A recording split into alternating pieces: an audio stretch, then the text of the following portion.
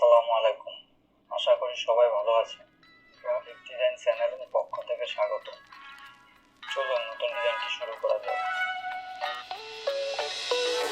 আমরা লাইন টুলটি সিলেক্ট করে লম্বালম্বি একটা শেপ নিব।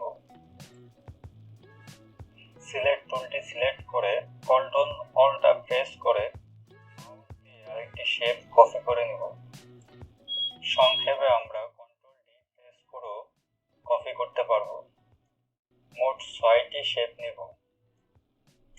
শেপগুলিকে সিলেক্ট করে টেনে বড় করে নেব।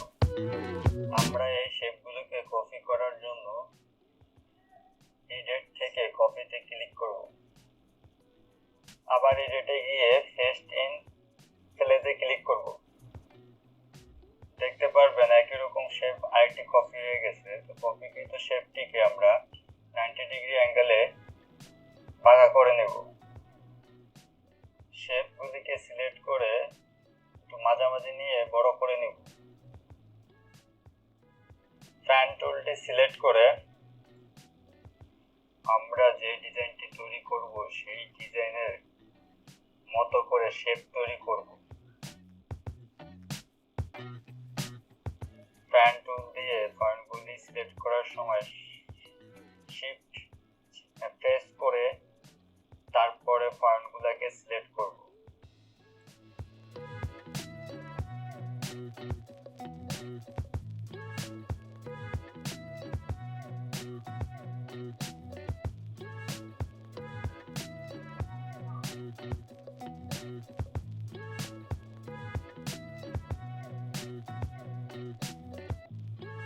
শেপটি সম্পূর্ণ হলে স্কিপ কিতে প্রেস করে প্যান টুলটি উঠিয়ে নেব।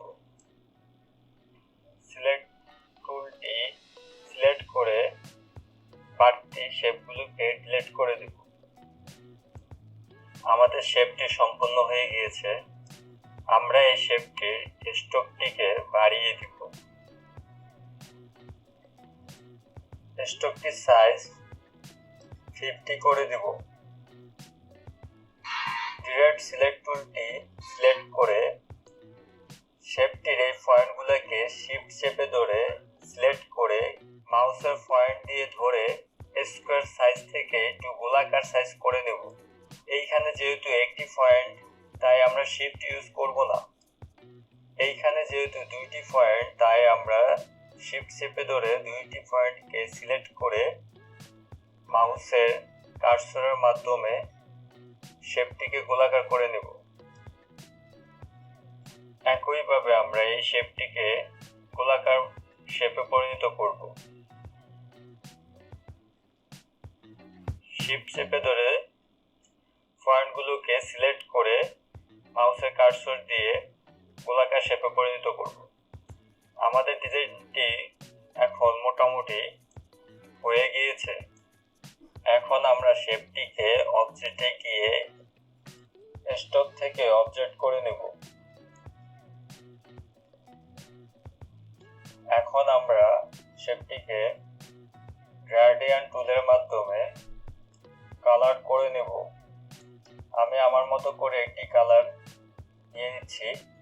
আপনারা ইচ্ছা করলে আপনাদের মন মতো কালার চুজ করে নিতে পারেন।